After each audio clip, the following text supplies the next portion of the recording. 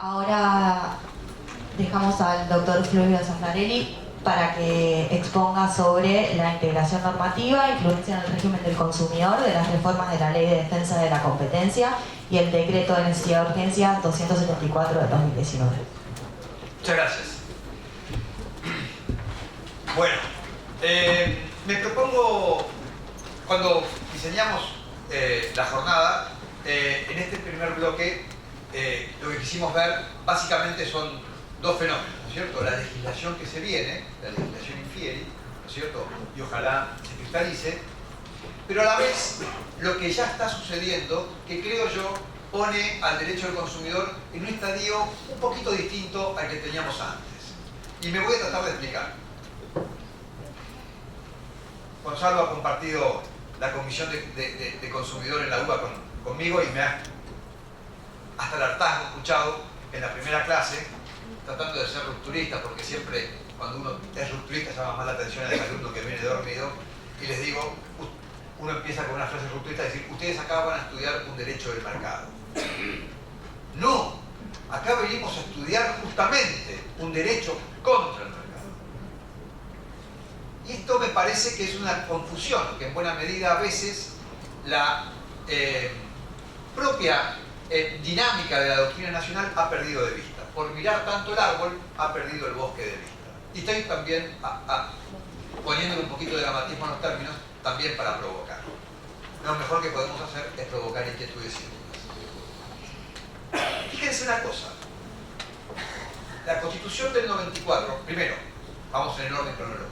El artículo 3 de la Ley del Consumidor ordena integrar a las normas de la 24240 con la Ley de Lealtad Comercial y Defensa de la Competencia vigentes en aquel momento. Año siguiente, la Constitución Nacional, a la vez de entronizar la defensa, entre otras cosas, del consumidor en sus derechos económicos, párrafo seguido dice, las autoridades deberán proteger la competencia. Quedémonos con eso.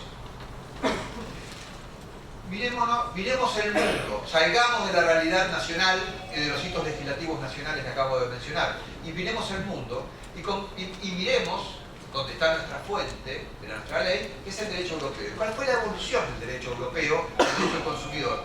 Es, desde los principales tratados que conformaron la Unión Económica, la Comunidad en su momento, hoy actual Unión Económica Europea, aparece la figura del consumidor. A ver, una Europa de posguerra devastada por la guerra, los primeros tratados de control del armamento, etc., ya empiezan a hablar de la figura del consumidor y la necesidad de proteger al consumidor. Es que aquellos hombres tenían en la cabeza un diseño del mercado. Nosotros nos podemos engañar si vemos, y ahora vuelvo a la ley nacional, si vemos el artículo, cómo está diseñada la ley, la relación de consumo, en donde vemos casi una posición agonal del consumidor final contra todos los que intervienen en la cadena de producción, podemos llevarnos la idea de que la protección del vulnerable es contra todos los demás. Y está bien, no está mal. Pero es solamente una parte de la realidad. Porque la evolución nos muestra, en todo el orbe, nos muestra que si nosotros permitimos o ignoramos o no vemos los abusos que ocurren dentro de la cadena de producción y distribución, un abuso, en términos económicos, es un riesgo y es un costo. La traslación de ese costo se va, como dirían los italianos, a ir abajo, hacia abajo. ¿Quién está abajo? El consumidor final. Con lo cual, el abuso, en general, pensar que por un solo dispositivo legal vamos a obturar cualquier tipo de abuso, si no lo venimos atajando donde se va originando, la situación nos conduce a una cuestión bastante poco aplicable. Voy a introducir otra idea y una distinción para que nos entendamos en esta conversación o esta invitación a la reflexión. Una cosa es cuando hablamos de implementación de los derechos del consumidor. Todo lo que se ha hablado y lo que hablaba antes Gabriel tiene que ver con la implementación. Generación de mecanismos concretos, ¿no es cierto?, para acercar la solución, la tutela sustancial efectiva al consumidor. Este es un tema de implementación. Pero hay un tema de efectividad. ¿Son efectivas las soluciones? Cuando decimos que no, no estamos invalidando todos los esfuerzos que se hicieron, por Dios. Lo que estamos tratando de hacer es de orientar hacia otra situación. ¿Saben cuál es el artículo más reformado de la ley del consumidor? 2440. El 4. El deber de información. ¿Ustedes creen? No digo que está mal tener el 4. Lo que digo es, al legislador le diría, no hagamos tanto esfuerzo en modificar el concepto de información, porque el nivel de información, valga decir, de transparencia del mercado, no depende tanto de lo que ocurra en la relación singular, sino lo que ocurre en el nivel de información del mercado. Si ahora los haría yo con algún criterio o con algún mecanismo electrónico, decir a ustedes en tiempo real qué es un alimento dietético, y podríamos ver las contestaciones en la pizarra, no habría 3 iguales. No habría 3 que contesten lo mismo. ¿Eso es un mercado bien informado? ¿A qué voy? La defensa de los intereses económicos del consumidor comienza por un consumidor que está esclarecido para poder tener determinaciones de consumo, elecciones de consumo, y que tenga una garantía de satisfacción. Garantía de satisfacción. Y eso me parece que es un punto pendiente en términos de efectividad del derecho consumidor en la Argentina. ¿Por qué hacemos esta introducción y toda esta puesta en ese lugar a donde los quiero llevar?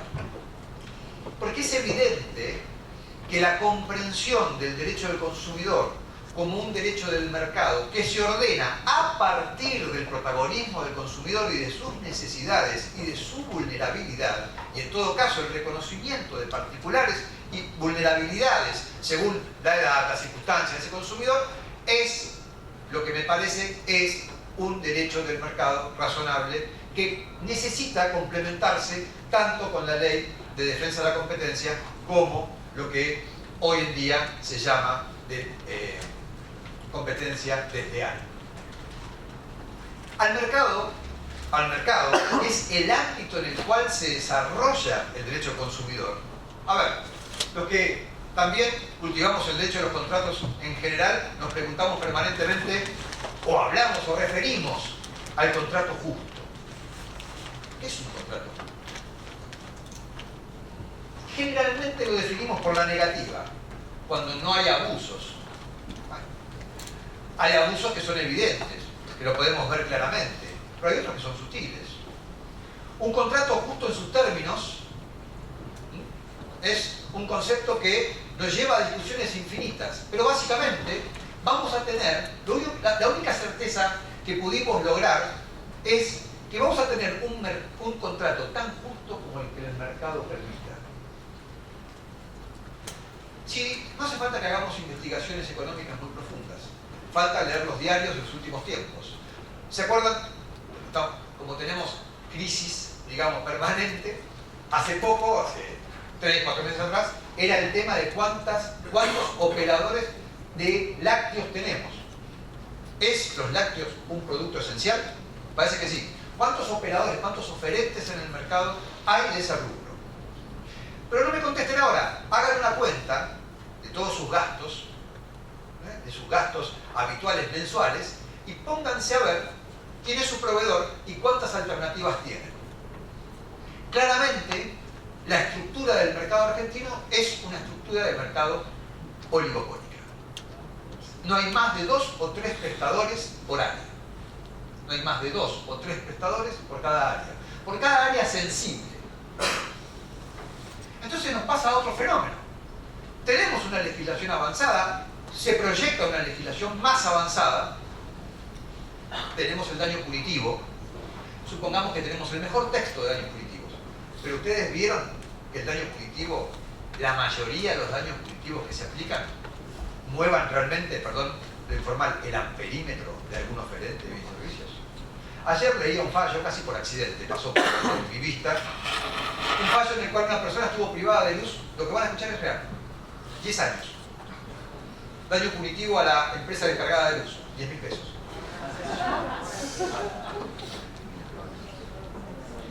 Entonces, pareciera ser que se está desnaturalizando una figura que no logra ser la efectividad con la cual, ¿no es cierto?, fue prevista.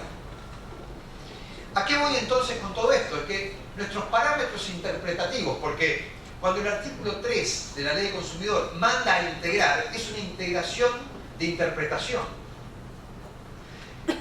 Desde la Ley de Consumidor hacia acá, como decíamos antes, el derecho consumidor fue madurando. Cuando decimos madurando, va incorporando conceptos, va sedimentando otros y va incorporando novedades. Entonces, no es casual nada de lo que ocurra en el ámbito de la legislación que merodea al derecho del consumidor. Lo decía Gabriel hace un rato, Código Civil y Comercial. Artículo 11, abuso de posición dominante. Honestamente, no sabemos bien qué hacer con eso. Pero algo nos indica que el abuso de posición dominante es relevante para el derecho privado en alguna medida. Nos falta hacer las conexiones del caso. Me ha tocado intentar un ensayo con eso, ¿no es cierto? Algunos los convencí, por lo menos a los que eran en el tribunal del doctorado, los convencí, con eso me alcanza. Ahora, lo que digo es, ahí hay algo que va a fructificar. En el año 2018, el año pasado, parece mentira, se modificó la Ley de Defensa de la Competencia. El nuevo régimen es la Ley 27.442. Y este año, el decreto, el DNU, Decreto de Necesidad de Urgencia, tal vez, bueno, no es el mejor elemento legislativo, pero DNU 274, legisla sobre las competencias desleales. Esto es interesante tenerlo en cuenta porque amplía la mira. Y es lo siguiente. Primero, que son integrativas de la Ley de Consumidor, porque si bien el artículo 3 se refería a los textos pretéritos, hoy se reactualiza. ¿Y cuál es la principal apertura que trae estas normas? Trae un concepto de apertura del derecho del mercado.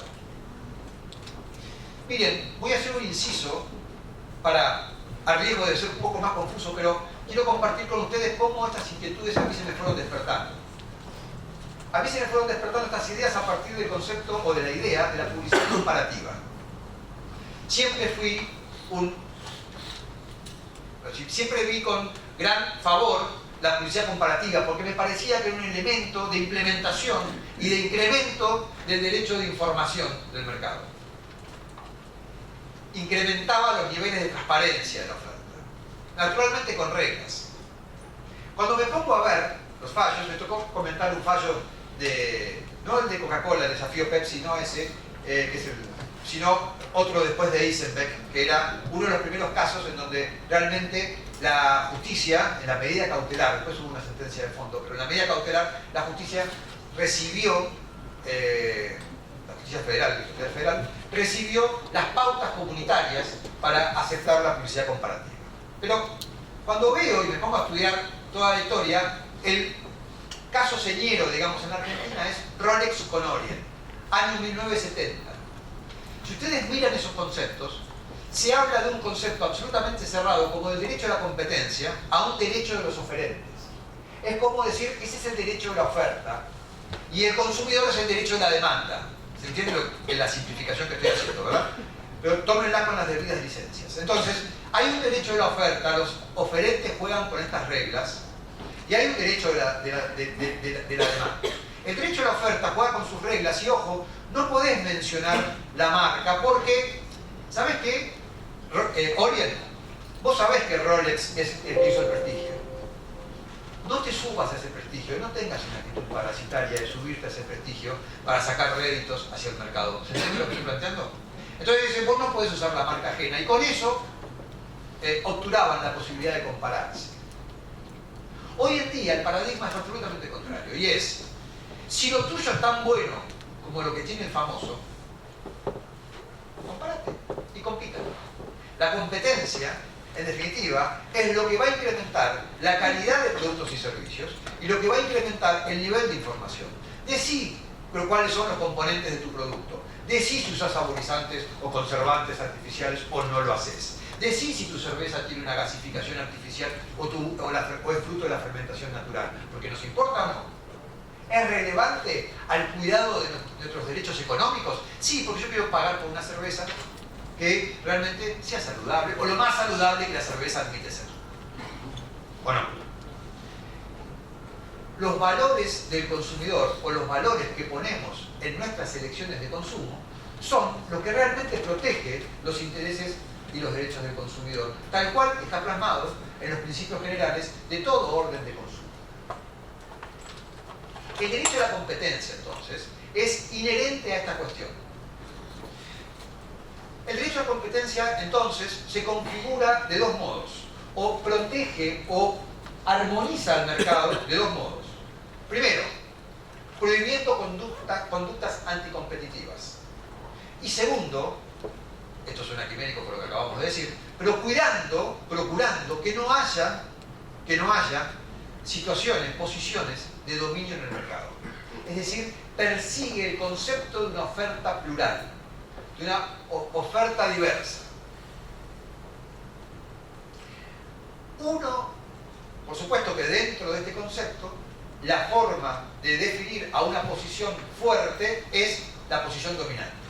La posición dominante, que de por sí no es ilícita, sino lo que está prohibido es el abuso. Pero cuando uno tiene una posición de dominio, a abusarse está a 5 centímetros. Entre los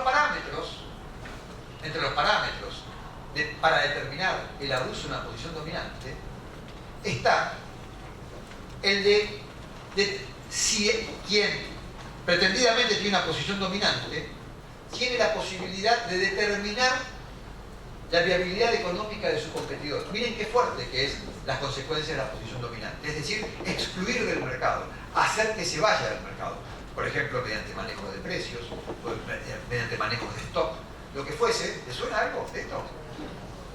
En nuestra economía permanentemente, ¿no es cierto? ¿Le prestamos atención a estas situaciones? No. Entonces les decía, el derecho a la competencia cuida dos cosas. Cuida los actos anticompetitivos de los oferentes entre sí y cuida, ¿no es cierto?, la estructura del mercado para evitar, ¿no es cierto?, posiciones de dominio, mediante el control de las fusiones, ¿no es cierto?, y adquisiciones del mercado. Sabemos que tenemos una historia bastante zigzagueante de haber permitido fusiones que han sido las generadoras de posiciones dominantes que hoy nos agobian, y no exagero cuando digo agobian. Hoy, ¿cuál es el tema que estamos viviendo en gran medida hoy? Parece que va a venir un acuerdo social de precios. Ok, ya aumentamos desde antes, total somos formadores de precios. Estamos fuera de cualquier posibilidad de cualquier tipo de acuerdo social o lo que fuese, porque tenemos la posibilidad de fijar precios. Esta es nuestra economía y esto es una de las principales cuestiones que atentan contra un efectivo derecho del consumidor. Ahora bien, no se me escapa que estamos hablando a colegas. Las dos herramientas legislativas que acabo de mencionar son leyes extensas, que no nos daría el tiempo ni la jornada. Ya le hemos tratado una jornada acá en particular, capaz que alguno ya estuvo, y le hemos dedicado su tiempo. Pero quiero reseñar y resaltar esta cuestión absolutamente importante. Ambos, novedades legislativas, prevén una legitimación absolutamente amplia para la denuncia y la acción. Proveen una serie, ¿no es cierto?, de acciones y procedimientos administrativos para acercar la denuncia a cualquiera que se considere damnificado. No necesariamente es un competidor. No necesariamente es un competidor. También es un consumidor. Es decir, que las dos normas vienen a agregarse, ¿no es cierto?, al panorama de acciones que pueden reclamar. Nosotros habitualmente, por ejemplo, cuando hablamos de cláusulas abusivas, cuando miramos el problema de las cláusulas abusivas, miramos la realidad del abusado. Está perfecto, pero no es el único que pierde. Esta es la función primordial del derecho consumidor, claramente, y no está en discusión. Ahora, no es el único que pierde. Si el consumidor eligió a ese consumidor porque le ocultó una característica clave, sin con cuyo conocimiento no lo hubiese elegido, está desplazando ese que engaña a un competidor leal, porque el consumidor le compró al otro. Entonces, el perjudicado por el acto de deslealtad es no solamente el consumidor perjudicado, sino también su competidor. Cuando permitimos un abusador serial, lo que estamos haciendo es desplazando la buena competencia o invitando a toda la competencia a que engañen. ¿Le suena? Es más negocio, ¿no es cierto?, engañar o no cumplir con las normas, ¿no es cierto?, a que cumplir. Si nosotros, y tratando de ordenar todas estas cosas que estamos exponiendo, si nosotros miramos la experiencia de los países que ya han madurado estas ideas, cuando digo madurado, digo han pasado por estas discusiones, vemos estas evoluciones. Los primeros hitos legislativos fueron la protección del consumidor en la contratación, con las cláusulas abusivas, instituto de cláusulas abusivas, y fundamentalmente la protección del consumidor por los daños causados por el producto defectuoso. Después se fueron construyendo y se fueron armando, básicamente en Francia, en Italia, los códigos de consumo. También merecieron su crítica, esto de tener un código de consumo, y bueno, ahí todavía se siguen discutiendo las cuestiones. Pero lo cierto es que se conformaron plexos normativos, digamos, de defensa al consumidor, pero también fueron apareciendo después leyes que protegían al empresario de él. Es decir, al que está en el intermedio de la cadena, ¿no es cierto?, teniendo abusos, para obturar ahí la desigualdad y el abuso, para que no llegue abajo. La ley de subconjuntura italiana, la reforma al código francés, código de comercio francés, que preveía las figuras del abuso o dependencia económica. Hoy, consagrada directamente en el código francés, la idea, ¿no es cierto?, de la violencia económica. Tal vez sea el principio de un supuesto de ineficacia, tal vez más relevante, que englobe y redefina a todos los demás supuestos de ineficacia. Muy interesante la idea de la violencia económica, con muchos ribetes para analizar. Pero no vayamos tan allá. El decreto 274, que le mencioné, DNU 274 de este año, trae la figura de la dependencia económica. Y fíjense qué interesante. Por eso los invito, me alcanza por invitarlos a que lean estos textos legislativos y traten de sacar de ahí alternativas de acción. Fíjense, allí dice que aquella empresa que explote a quien depende económicamente de él está cumpliendo un acto anticompetitivo y puede ser demandado por esa situación. Tanto es pasible de acciones civiles de resarcimiento como eventualmente sanciones que prevé la ley. Miren qué interesante.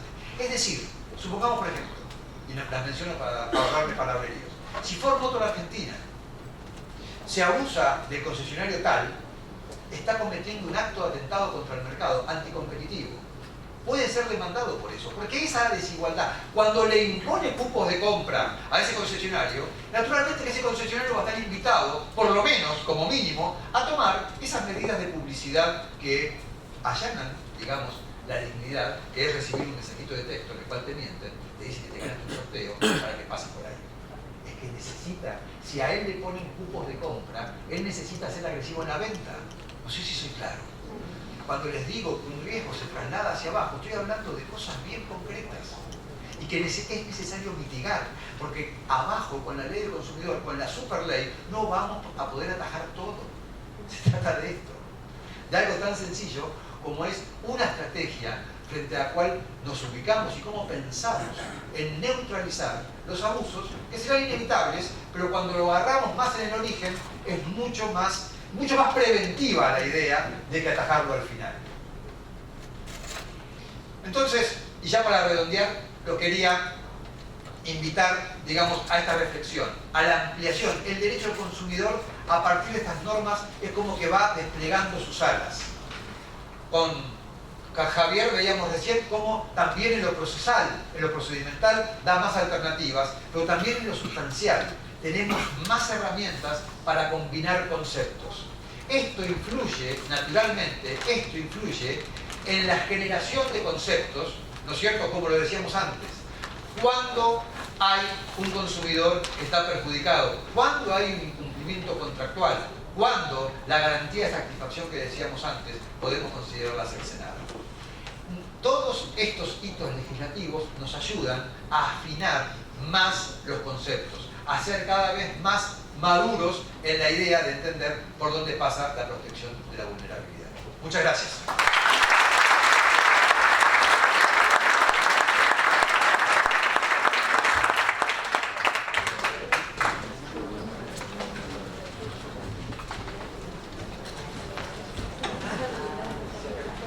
Hola.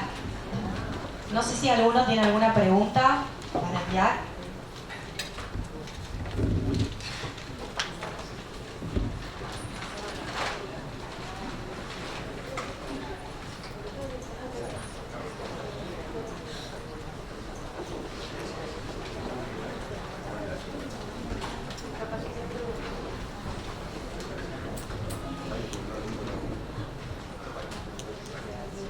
A ver, el calificar al abogado si puede válidamente representar a los usuarios, ¿no cree que beneficia a los grandes estudios versus el abogado tradicional?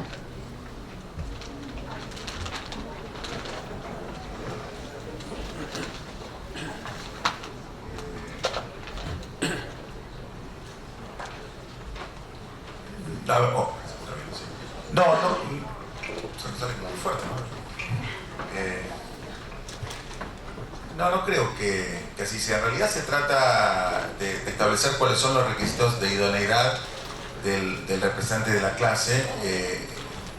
Usualmente nosotros lo incorporamos, se analiza el desempeño del profesional, pero básicamente tenemos que tomar en cuenta, un poco lo decíamos recién, que siendo una representación promiscua, es decir, yo contrato a mi abogado y puede ser desastroso y es un problema mío, lógicamente yo asumo las consecuencias de mis decisiones, pero cuando la representación cumple una suerte de mandato legal, en definitiva es la norma la que dice estos sujetos están en condiciones de representar un colectivo y ese colectivo jamás se enteró pero sí va a ser representado. Es muy importante que el Estado tome un rol activo en términos de verificar hasta el hartazgo que quienes asuman esa tarea lo hagan de la mejor manera posible. Entonces, de alguna forma, analizar bajo ciertas pautas objetivas que ese sujeto se puede desempeñar de manera idónea es una clave central del proceso colectivo. Es decir, que el abogado sea un abogado que lo pueda hacer bien, me parece que al contrario es un beneficio del usuario. Yo no digo que sea la mejor forma, digo que es lo que se nos ocurrió a nosotros. Y tampoco es porque fuimos muy creativos, nos manejamos un poquitito con el derecho comparado, con el proyecto de Código Iberoamericano Modelo, etc. Otra pregunta para usted, y es la siguiente. ¿No cree que el pretendido rigor técnico de las acciones colectivas supone en su faz práctica una limitación a la proliferación de dicho recurso y por ende produce un efecto contradictorio y no buscado? ¿Que el rigor técnico produce una proliferación? Yo creo que al contrario. A ver. Que el pretendido rigor técnico supone que, claro, puede ser al revés, ¿no? Claro, porque si... Bueno, en realidad la falta de exigencia en cuanto al rigor técnico es lo que está pasando ahora y saquemos nuestras propias conclusiones. Yo creo que las acciones colectivas han crecido muchísimo, creo que han desarrollado un conjunto de decisiones jurisprudenciales muy valiosas que creo que nos van señalando un camino sumamente interesante, es decir, que no hubiera sido posible sin haber existido esta puerta de entrada del proceso colectivo, pero también lo que no se ve en los análisis de jurisprudencia es todo lo que pasa por atrás, que son cientos de casos que son rechazados porque están mal pagados y que desgastan la herramienta y efectivamente le quitan eficacia a los casos que deberíamos de alguna forma como sociedad promover. Es una discusión de manta corta en algún punto, ¿no? Es lo mismo que el punto anterior. Si yo me pongo muy riguroso con las exigencias, tal vez de construir una barrera de entrada, limitando el acceso a la herramienta colectiva para el conjunto de los afectados. Es una cuestión de encontrar un equilibrio. Lo que yo no estoy de acuerdo, o sea, yo no creo que... no se trata de que haya cantidad de acciones colectivas, se trata de que haya acciones colectivas que representen intereses efectivamente que merezcan una tutela y que se ven a buen puerto. Yo le agrego otra consulta. Una para ti.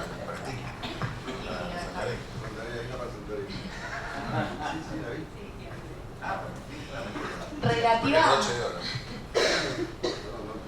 Me están consultando el entredicho de la Gata Fernández con Maradona. No puedo responder eso en ese momento. Tengo una duda con respecto a los requisitos o al control de las asociaciones o organizaciones que defiendan colectivamente en cuanto a cómo acreditar en la práctica esta suficiente cantidad de recursos, como usted comentaba, en cuanto a empleados, cantidad de casos que llevan adelante, si esto exigirá un control del registro, o cómo va a funcionar. En realidad, nosotros nunca, nos cuidamos mucho de no establecer requisitos económicos. De hecho, hubo presión, se imaginarán, muchos abogados de empresas creen que el tema es establecer costas, ¿no? O sea, bueno, pongan costas porque nunca pagan nada, ¿no? Este es un poco el argumento. Acá de lo que se trata es de que lleguen acciones colectivas que sean serias, que sean planteos serios, que estén bien construidos y que puedan ser llevadas con rigor hasta el final del camino, insisto, como decíamos recién, pudiendo prosperar o no. Puede pasar perfectamente que sea un planteo serio, pero que efectivamente el tribunal entiende que no están acreditados los presupuestos o que no hay un derecho, etc. Nosotros tratamos de cuidarnos mucho de eso. Entonces buscamos un requisito que no se refiera a una valoración económica, porque además nuestro propio sistema de financiamiento de las entidades, entiendo que hablamos de las entidades de defensa del consumidor, prácticamente las condiciona a la pobreza. Porque les dice, ustedes no pueden recibir plata de nadie y tienen que hacer todo esto.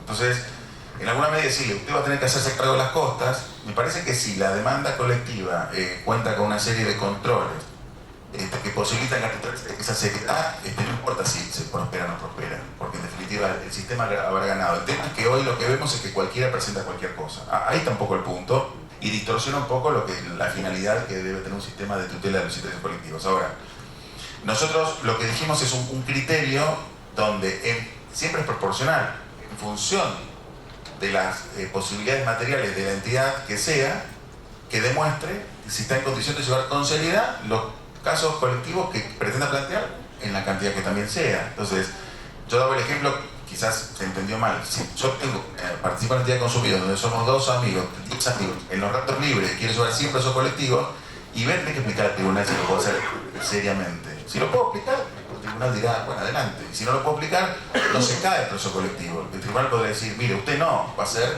esta otra persona que lo pueda hacer mejor.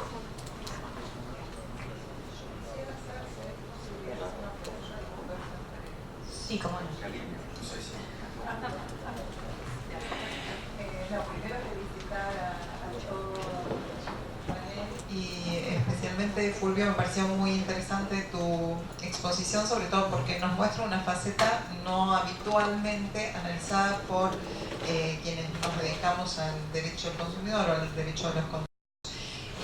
Pero me quedé con el último concepto que planteabas, el de la dependencia económica, que es muy interesante de pensar, pero como cuánto contrasta a veces con la jurisprudencia de las cámaras comerciales de Capital Federal cuando tienen que dilucidar alguna cuestión en materia de cláusulas abusivas en contratos entre empresas, porque más de una vez, sin analizar ese contexto que puede haber de dependencia, se quedan en criterios formalistas de señalar que son empresarios, son expertos, pudieron conocer el contenido y lo aceptaron. Y luego no hay cláusulas abusivas. ¿Cómo Bien. ves vos que esto pueda penetrar en un cambio de jurisprudencia? A ver, bien, muy bien. Partamos de una base. Nosotros cuando hablamos de cláusulas abusivas, ¿no es cierto? Recurrimos sin saberlo a una serie de ficciones. Nosotros todavía nos manejamos con la idea de contrato escrito y queremos buscar una cláusula abusiva a la simple lectura. En realidad, la cláusula abusiva, la mejor definición que encontré es que es darle al perjudicado una acción crítica que le permita criticar el comportamiento de un contrato, no tanto la cláusula. Porque, a ver, llevemos a la naturaleza un contrato. Los contratos se actúan, no se leen, se interpretan. Lo que llamamos interpretación en la facultad es ¿qué entendí del contrato? Pero para actuar. Y en la dinámica del contrato de adhesión, en realidad el contrato se actúa con un tipo que busca en un fichero, saca el contrato, che, Javier me está pidiendo que derecho a rescindir, no lo tiene, punto, lo actué, le dije que no. Entonces, actué conforme a un entendimiento de una cláusula. Y las cláusulas abusivas obturan comportamientos. ¿Quién de nosotros tiene los contratos de adhesión que firmamos todos los días? ¿Quién de nosotros guarda el contrato que tenemos con el teléfono? No sé. Yo todavía creo que tengo el de Movicom. O sea, nadie. Vamos a declarar comportamientos abusivos. Dicho esto, pasa lo mismo con los contratos entre empresas cuando son de duración. Por eso es tan importante traer a colación el 1011 del Código Civil y Comercial, que habla de los contratos de duración, porque son contratos de pura ejecución. En donde, digamos, ahí, copiándolo a Ropo, yo pongo un título que habla de la desdramatización del momento de celebración del contrato. No ese es el problema, no es el contrato que celebre, es el contrato que actúe. Entonces, ahí no queda otra que trabajar ese concepto para llevarlo a un criterio funcional de la ineficacia. Nosotros tenemos un criterio de ineficacia todavía prendida al momento de celebración. Entonces me parece que ese es el paso que habría que dar. No va a ser de hoy para mañana, pero es el paso que hay que dar. Bueno, les agradecemos a los doctores que participaron de este primer panel.